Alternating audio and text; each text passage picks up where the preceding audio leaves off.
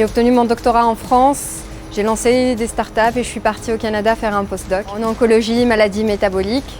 Et là, pareil, j'ai fait partie d'aventures entrepreneuriales, j'ai lancé mes propres startups. J'ai monté les échelons dans les postes petit à petit jusqu'à avoir des postes de grande responsabilité dans le domaine donc, de la biotech internationale. Et après, j'ai tout arrêté et j'ai décidé de retourner en Tunisie.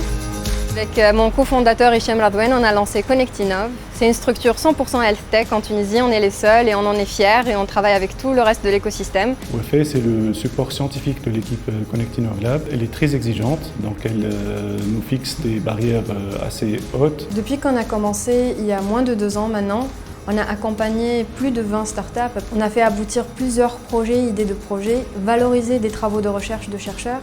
On en est vraiment fiers.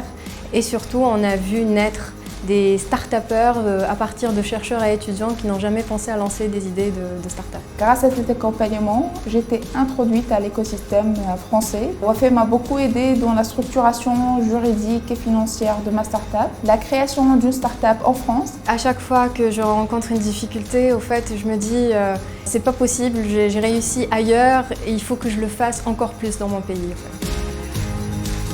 On est en train de lancer un programme africain d'incubation qui va couvrir 3/4 de l'Afrique pour le moment avec des partenaires au Ghana, au Rwanda. Et l'idée c'est vraiment de détecter, déceler des projets en health tech innovants, les former, les aider et arriver à faire aboutir avec un bootcamp ici en Tunisie pour faire connaître aussi l'écosystème tunisien pour les autres projets africains et avec une phase d'internationalisation en Europe. Donc si j'ai quelque chose à dire à la fin, c'est tout est possible.